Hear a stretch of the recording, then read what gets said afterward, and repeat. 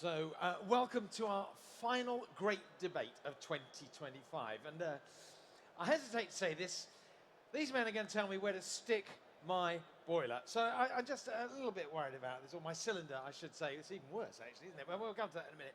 No more double entendres, anything like that, gents.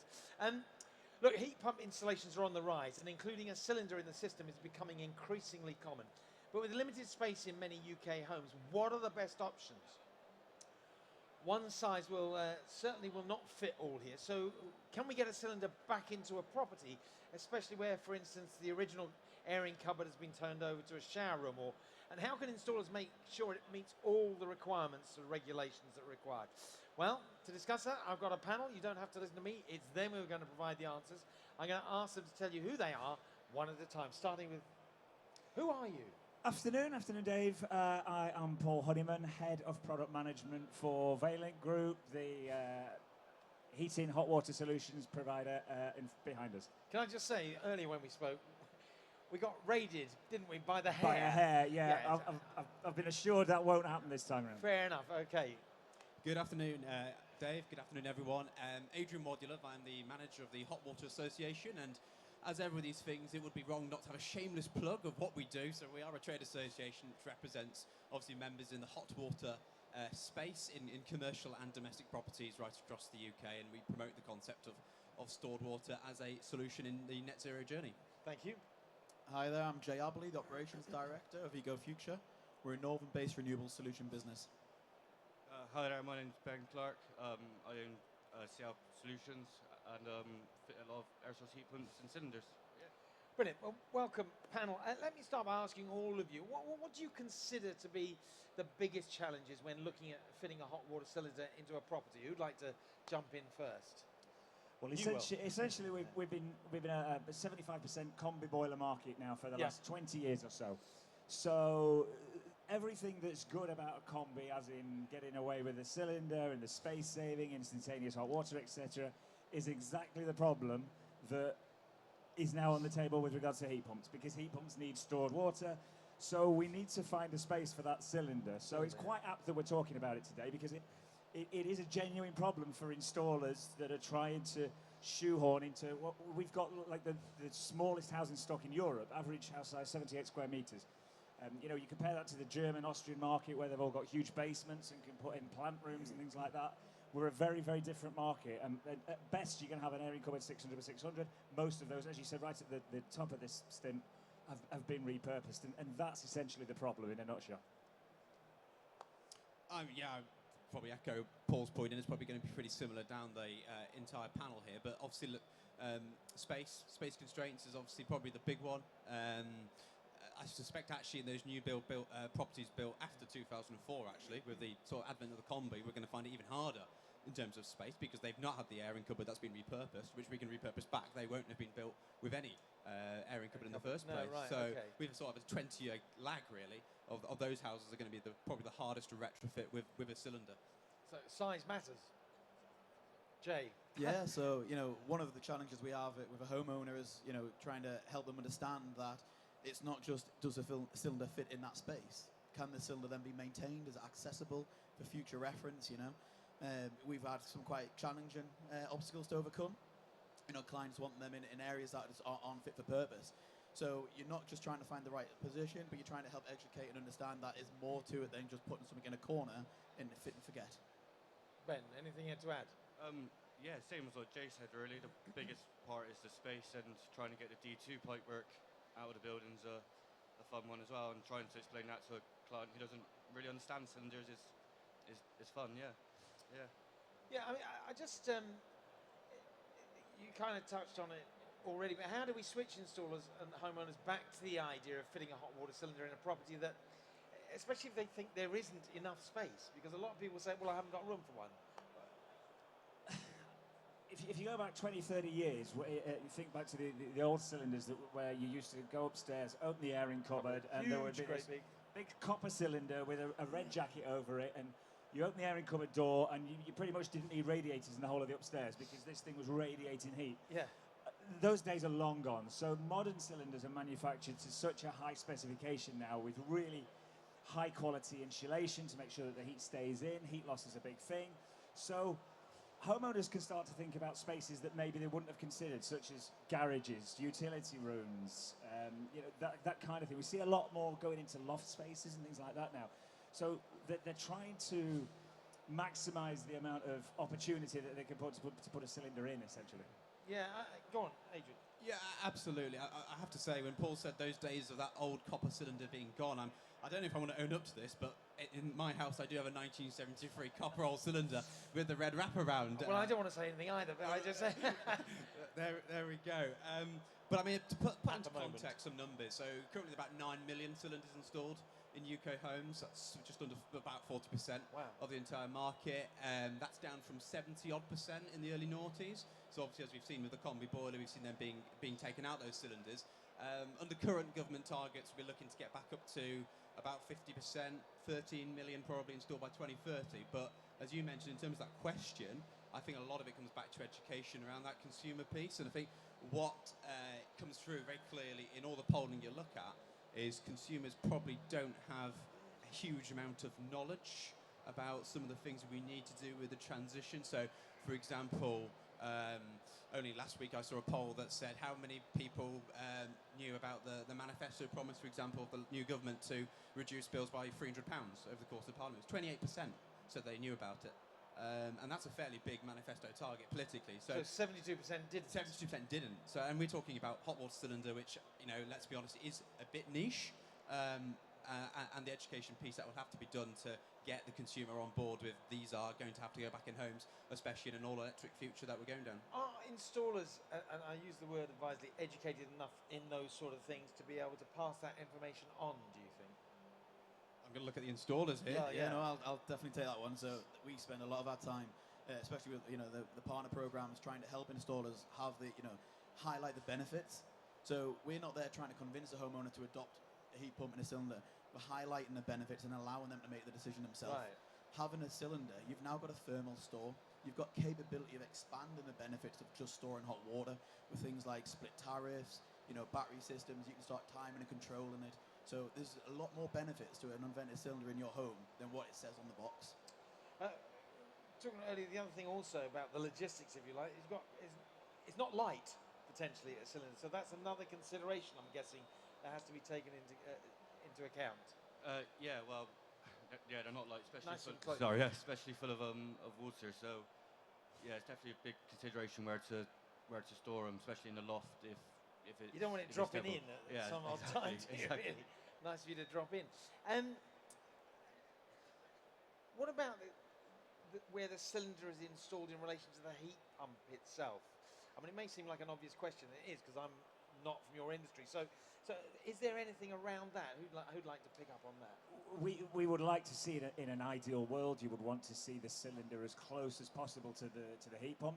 The heat pump's generating the heat, and the less that you can lose, the more efficient your system becomes. So if you're generating your heat outside and you've got a short pipe running into your cylinder, you've got all that heat going into your nice high recovery coil to generate the heat as quickly as possible. Whereas if it's the opposite side of the house. Exactly. If the heat pump's halfway down the garden and it's got a hell of a journey, and you're going to lose heat as well as you want to insulate it, you are going to lose some of that heat.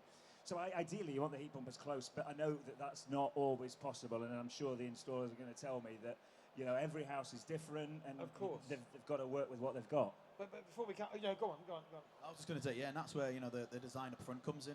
So every solution has to be found, and then you have to make changes to make it still work and be viable. Because at the end of the day, you're not going to get that ideal solution where it's back to back.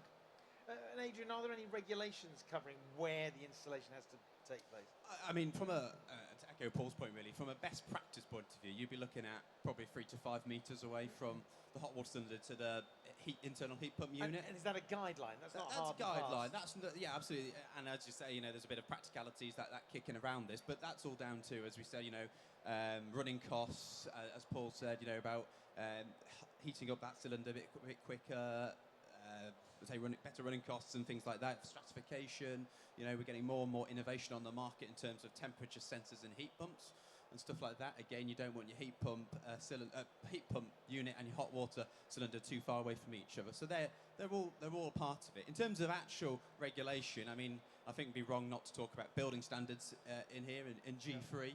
So especially with vented cylinders, which we're seeing a kind of big growth on in the UK market. I'm sure the installers will come in on this. You've got regulations around needing to be able to get to an external wall to help with the valve pressures. So that is a requirement. Yep. So again, that comes back into that discussion of where do you put a hot water cylinder, because you probably need an external wall nearby. I probably wouldn't put it in a loft. I think a utility room, or indeed under the stairs, I think is a really quite an interesting place to put it, especially as those cylinders become more compact. Unless you've got spiral staircase, of course. But I mean, just look, Jay and Ben, you both fitted heat pumps. I just wonder if you've ever been faced with a tricky installation site at all, and if you'll be prepared to share with us the most creative way in which you've fitted a cylinder into a property. Legally. All legal. We've built quite a few stud part rooms and bathrooms to extend cupboards a little bit bigger. We've also installed some within the cupboards within a utility room with the new Vaillant cylinders. So with the new size and the well insulation and high recovery, the smaller they are, the easier they are becoming to make room without customers having to give up a lot. Except Yeah. Yeah, so we became fancy joiners all of a sudden on an install when there was the only solution was having the cylinder under the stairs, a certain customer's wife came home and decided that wasn't going to happen, but all the work was done, So we found the solution, which was box it in sensibly, and our heating engineers did a very good job on the day becoming joiners and making fancy doors, etc., to make it seamless. Seriously? And look like it's cupboard under the stairs. I hope you charged a bit of carpentry, a bit of chippy work We there. were just pleased not to pull our work out. Well, I'm sure you were. But actually, do you have any tips that you can share on how to broach the subject of fitting the cylinder with a heat pump, particularly if they previously removed one from a different use of a space? I mean, is that how do you politically and tactfully broach the subject? I think, when we're going down this journey for an air source heat pump, going into a home, it starts from the minute we're at that property and we're making an assessment of it's viable and what it's viable. And it's not just the conversation about where can the heat pump go outside, it's what the impact on the house is going to be.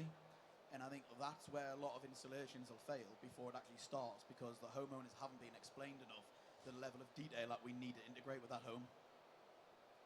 Yeah, just to follow the point, I think the biggest thing is talking to the homeowner, understanding what they want from it, and really being straight to the point of what is doable and what isn't, and having that reasonable conversation with what they can expect and what expectations are from start to finish of where to put it. Yeah, and again, as I said on earlier panels, you're inviting someone into your home. There's got to be a high degree of trust there, hasn't there? And and so I think a great question whenever I'm faced with a medical situation is like, well, what would you do if you were sitting here, doctor? And it's kind of the same sort of situation, isn't it? Paul, you were going to say something. Yeah, well, only installers could play a part here in terms of if we've got existing boiler installations with a cylinder and the homeowner is looking maybe to take the cylinder out and replace it with a combi, probably not the wisest thing to do given the government's ambition to do away with boilers by 2035. And it's one of the reasons why when we developed the cylinder plant to build cylinders just this year in Derby, we took the decision not to build boiler cylinders with a boiler coil. For the simple reason. That's a big decision. It's a huge decision, and it's a big commercial decision because we've sort of stepped away from that side of the market because it's the right thing to do. If a cylinder goes pop today, you want to be replacing it with a high recovery coil so that customer is ready for their next boiler being a heat pump. Because even if government's ambition of 2035 isn't hit and it's 5 years out, 2040, a cylinder can last 20, 30, 40 years. We guarantee them for 25. So there's no point replacing a boiler coil cylinder with another boiler coil cylinder today, only to replace it in 10 years' time when you need to put a heat pump in. So you can play your part by future-proofing that property, ready for a heat pump in the future. And 2035 is kind of tangible now because it's the same amount of time away as Installer Show's been running since it's 10 years. It's a good way of putting it, yeah. It's incredible, and we've all lived through that, so wow. Maybe in 10 years' time, if we're all still alive, we can come back and talk about how successful it's been or not.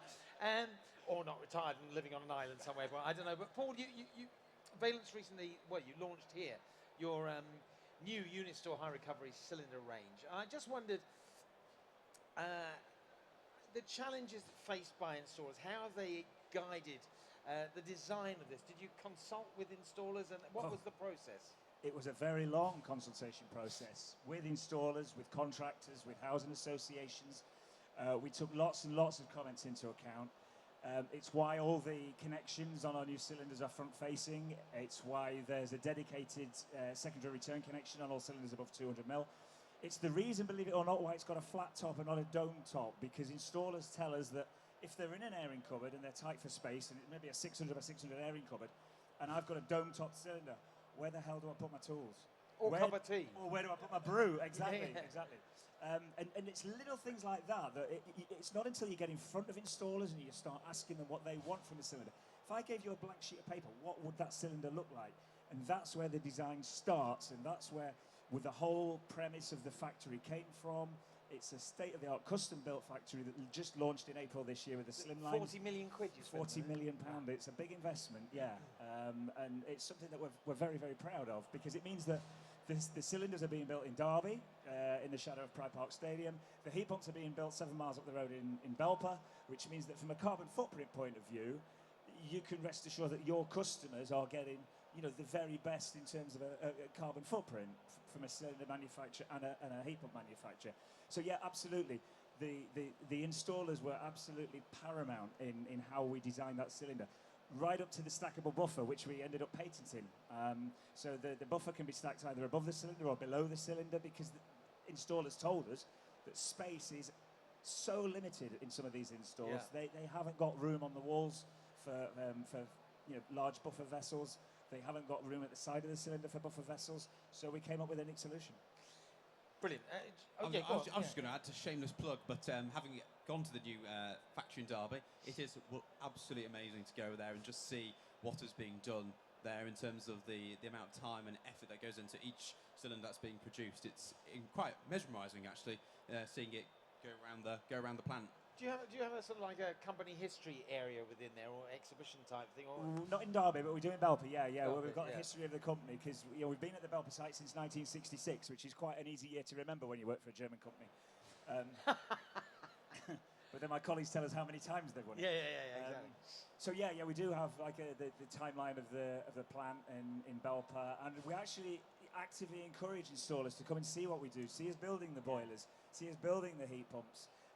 So anybody who wants to, they can come along, just get in touch. Absolutely, yeah. Speak to your local rep and come down and see us. Hopefully soon we'll be able to, once we've got the big launches out of the way, shuttle them down to the Derby and see what's going on down at the cylinder plant as well. Will the hair be there as well? Hopefully the hair won't be there, because it just causes mischief. Mayhem. Jay, Ben, look, there's no coincidence you're on this panel. You've both fitted the new unit store cylinders. I wonder, how happy are you that you can put your brew on top now? But actually, what did you find the most useful and would, in terms of features, and would recommend to others in a similar position? Yeah, so Paul's just recapped there, the fact that connections are at the front, it's opened up a lot more possibilities of where we can put that put that cylinder, and that's what's key now. We've got more solutions.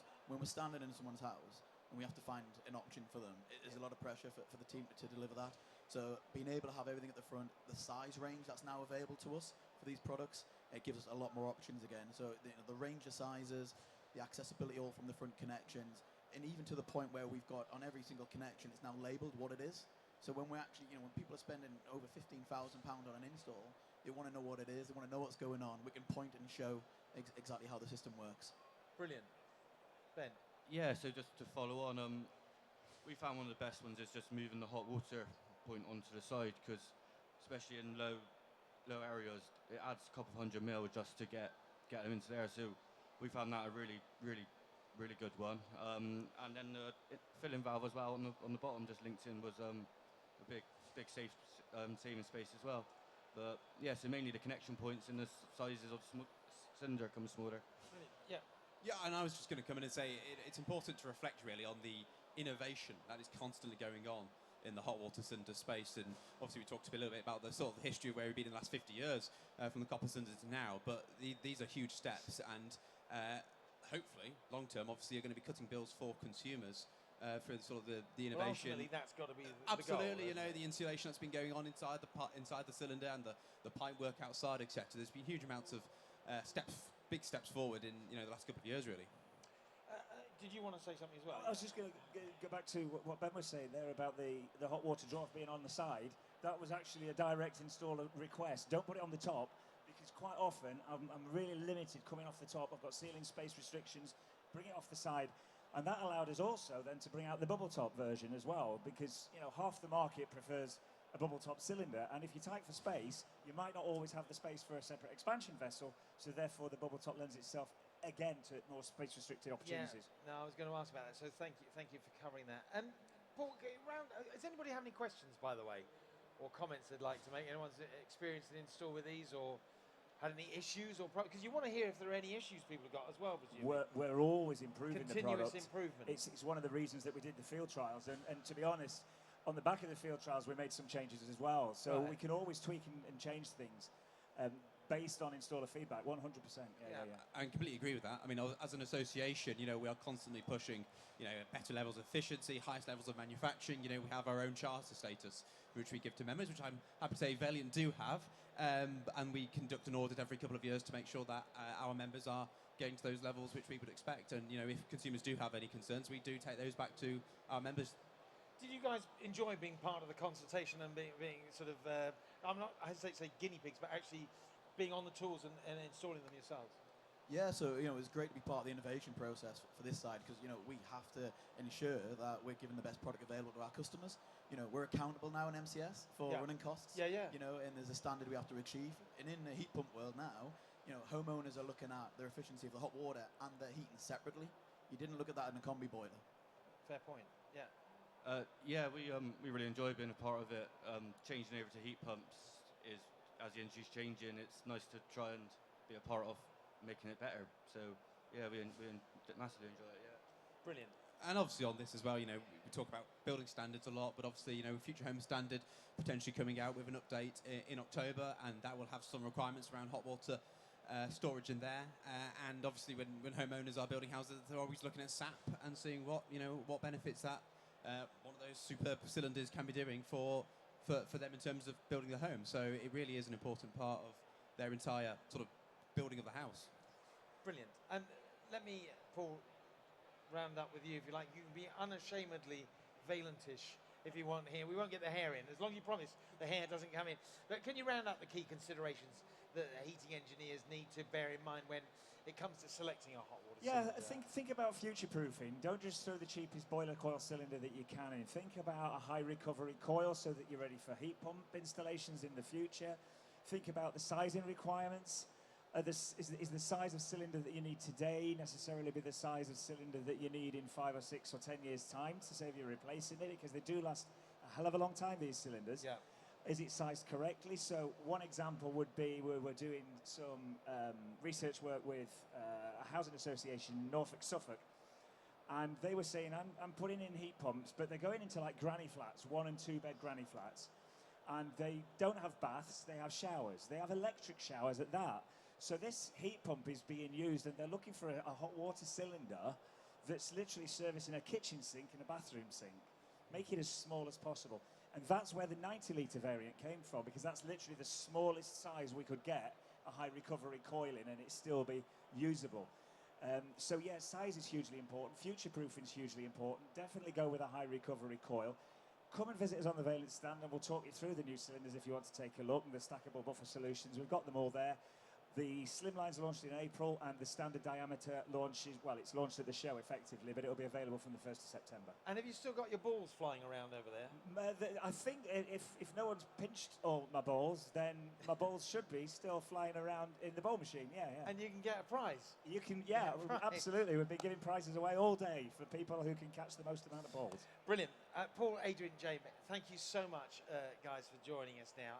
You're going to be around, obviously, if people have got any questions or comments. I'll just ask you, what's your impression of the show been? Jump in, whoever wants to. It's definitely a lot bigger than it was last year, the year before that, and the year before that. It continues to grow every single year, and it's impressive. Good conversations with people? Brilliant. Because actually, whilst it's great having lots of people, the important thing is the quality of conversation, not the quantity. The quality, what we've seen, I think, especially in the last 2 years, the renewables topic is certainly at the top of the agenda. Yeah. You know, and we're able now to engage a lot more with individuals, and everyone has their own opinion on things, but, you know, it's nice to have that bounce. Does it work? Does it not? And it's actually really nice to prove now, because we have the case studies there, we all that this is here to work. Yeah, yeah. Anybody else want to? Yeah, to see a lot of the renewable stuff and the new products coming out, it's nice to be able to see it, because you might not really get a chance to see what can help our installations and what makes it get better. So yeah, really enjoyed it. Yeah. Brilliant. I've got to say, great show. Caught up with a lot of the members here as well. Have all been saying the same about the quality conversations they've been having, and it does definitely feel busier than previously. So Yeah, very good. Well, I feel very confident. I know where I can stick my cylinder now. So thank you very much for that advice. So a great session there. And at, well, 2 o'clock, actually, this is quite interesting. We're going to be supporting the next generation of installers and introducing our ambassadors. It's really nice to see them coming along. It's really important for the industry as well that we encourage this to happen. So if you can join us back here at 2, stay, have something to eat, or come back. It'd be lovely to see you then. But in the meantime, panel, thank you very much.